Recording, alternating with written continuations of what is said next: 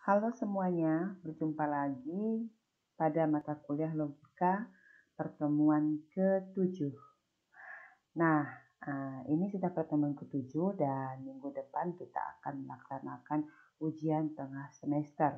Saya harap kalian mempelajari materi-materi dari pertemuan 1 sampai pertemuan ke-7 ini dengan baik dan semaksimal mungkin supaya kalian bisa mengerjakan UTS dengan sebaik-baiknya.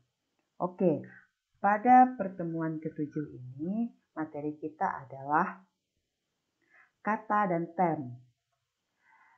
Nah, apakah makna kata dan term dalam logika? Jadi ini saya kerucutkan dulu makna kata dan term dalam logika ya, bukan dalam bahasa Indonesia atau yang lainnya. Jadi kata dan term ini akan kita pelajari dalam logika. Apakah makna kedua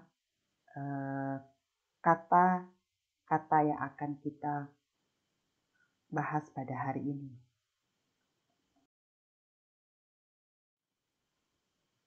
Oke, pengertian kata dalam logika. Nah, kata adalah tanda lahiriah atau ucapan suara yang diartikulasikan atau tanda yang tertulis untuk menyatakan pengertian dan barangnya. Nah, di sini kata adalah ucapan suara yang memiliki artikulasi atau tanda yang tertulis sehingga memiliki makna. Untuk apa? Untuk menyatakan pengertian. Jadi setelah kita mengucapkan sebuah kata, tentunya kata yang kita ucapkan itu atau yang kita artikulasikan itu memiliki pengertian.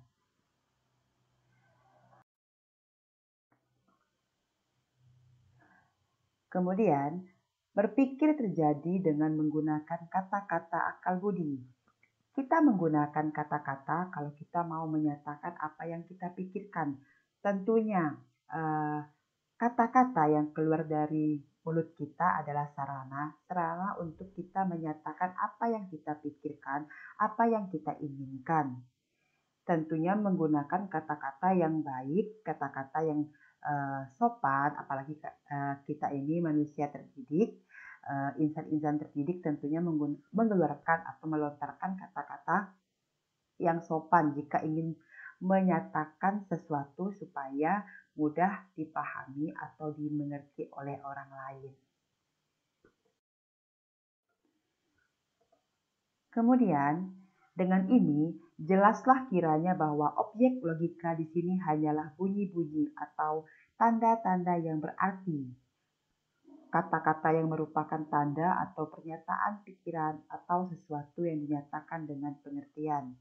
Nah, di sini sudah sangat jelas dikatakan bahwa objek logika adalah bunyi-bunyi atau tanda-tanda yang memiliki arti, yang memiliki makna, sehingga pada saat kita berbicara dengan orang lain itu bisa memahami, bisa mengerti apa yang kita sampaikan. Jadi apa yang kita pikirkan, apa yang akan kita sampaikan mudah dipahami oleh orang lain.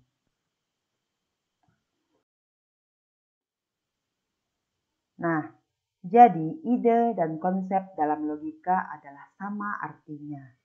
Konsep atau ide atau juga pengertian adalah bersifat kerohanian dan dapat diungkapkan ke dalam bentuk kata atau istilah atau juga beberapa kata. Nah, jadi pengertian ini adalah kumpulan dari kata-kata. Kata-kata yang memiliki makna, yang memiliki arti, sehingga muncullah ide atau konsep dalam logika.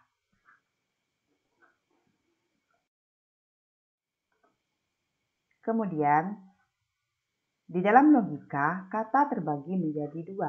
Apa saja? Yang pertama, kategorimatis. Apa itu kategorimatis? Kategorimatis adalah kata yang dapat mengungkapkan sepenuhnya suatu pengertian yang berdiri sendiri tanpa bantuan kata lain, meliputi nama diri, kata sifat, istilah yang mengandung ungkapan umum. Misalkan nama kalian, siapa, itu kan berdiri sendiri. Makanya di sini dikatakan tanpa bantuan kata lain. Kata sifat atau istilah yang mengandung ungkapan umum. Jadi tunggal, berdiri sendiri tanpa bantuan kata-kata lain. Sedangkan yang kedua adalah sinkategorimatis. Apa itu sinkategorimatis? Dalam sinkategorimatis, makna kata tidak dapat mengungkapkan suatu pengertian yang berdiri sendiri jika tidak dibantu dengan kata lain. Misalnya, kata adalah, jika, semua, maka, sebagian, barang siapa, dan, atau, dan sebagainya. Nah, contoh kata-kata ini tidak bisa berdiri sendiri. Jika tidak ada kata lain yang membantu, kata-kata yang dicontohkan ini tidak akan memiliki makna. Jadi jika kita berbicara kepada orang menggunakan kata-kata yang sudah dicontohkan dalam sinkategorimatis ini, orang tidak akan mengerti, orang tidak akan paham apa yang kita bicarakan, apa yang kita ungkapkan. Jadi tentunya dalam kata sinkategorimatis ini harus mendapatkan atau memiliki kata-kata lain untuk membantu supaya kata-kata ini bisa memiliki makna atau arti tersendiri dan mudah dipahami. Nah, ini kata-kata ini akan kalian pahami atau kalian pelajari lebih dalam lagi dalam bahasa Indonesia tentunya. Jika dalam mata kuliah logika ini kita hanya berbicara atau membahas mengenai umumnya saja. Makanya saya ingatkan lagi, kata yang kita bahas di sini adalah kata dalam makna logika, dalam kategori logika.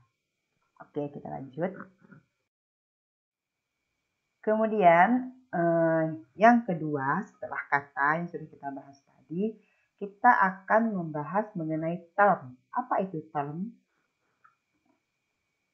Term adalah ungkapan pengertian dalam bentuk kata atau istilah.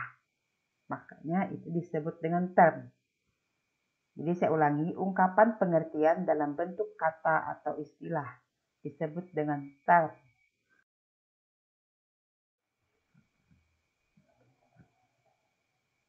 Term adalah kata atau rangkaian kata yang berfungsi sebagai subjek atau predikat dalam suatu keputusan.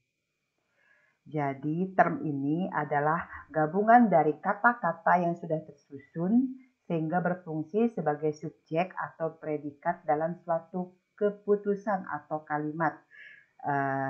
Jika dalam logika lebih tepatnya dalam suatu keputusan. Tetapi jika kalian mempelajari dalam mata kuliah bahasa Indonesia, term ini berfungsi sebagai subjek atau predikat dalam sebuah kalimat. Tetapi dalam mata kuliah logika, term ini berfungsi sebagai subjek atau predikat dalam suatu keputusan.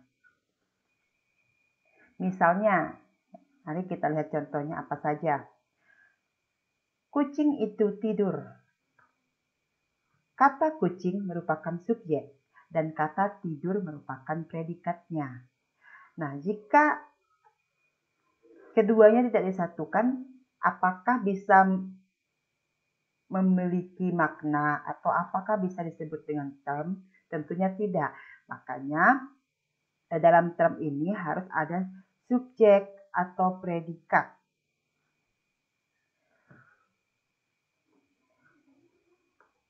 Kemudian, dalam logika, kata-kata hanya penting sebagai term. Artinya, kata-kata itu hanya penting sebagai subjek atau predikat dalam suatu kalimat. Nah, ini harus kalian pahami baik-baik, kalian pahami benar-benar. Dalam logika, kata-kata hanya penting sebagai term. Artinya apa? Kata-kata itu hanya penting sebagai subjek atau predikat dalam suatu kalimat. Itu makna atau fungsi term dalam logika. Nah, term ini terbagi menjadi dua. Yang pertama itu term tunggal. Apa itu term tunggal? Term tunggal adalah apabila hanya atas satu kata saja. Misalnya, binatang, membeli, mahal, kucing, dan lain-lain. Kemudian yang kedua ada term majemuk. Term majemuk apabila terdiri dari dua atau tiga kata dan bersama-sama merupakan suatu keseluruhan, menunjukkan satu dan berfungsi sebagai subjek atau predikat dalam suatu kalimat. Apa contoh dari term majemuk ini? Contohnya, jam dinding itu mati, lapangan bola kaki itu penuh rumput, dan lain-lain. Nanti bisa kalian lihat atau kalian cari lagi contohnya di internet atau di referensi-referensi lain yang bisa kalian dapatkan. Kemudian pada pertemuan sebelumnya, yaitu pertemuan 6, kita sudah membahas mengenai isi, luas,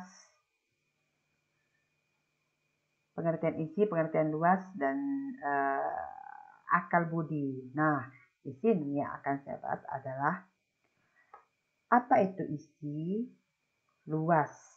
Nah, rumus hubungan isi dan luas dalam suatu pengertian atau term. Jadi, rumus hubungannya ini ada. Tugas yang diberikan pada pertemuan sebelumnya itu, kalian masih belum memahami apa itu makna isi dan luas dalam logika.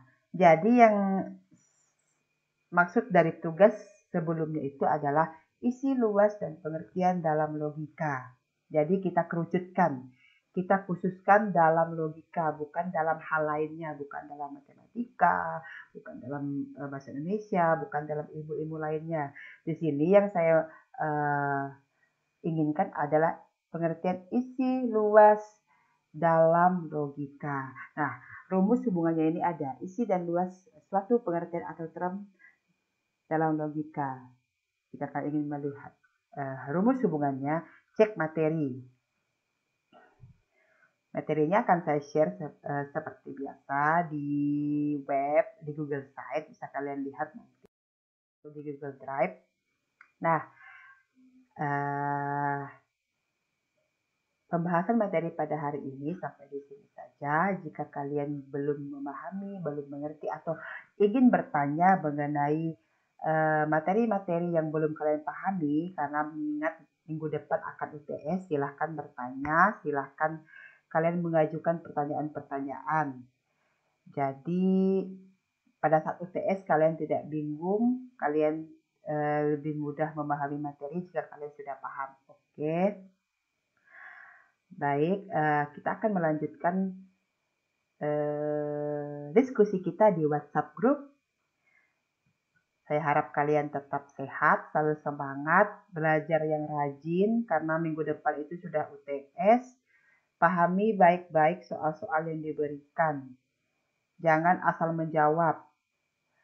Jangan asal menganalisis. Kalian sudah mahasiswa, bukan lagi anak SMA, jadi jawablah pertanyaan-pertanyaan atau menganalisislah dengan baik dengan bahasa mahasiswa. Baik, terima kasih semuanya. Salam sehat, tetap semangat. Terima kasih. God bless you all.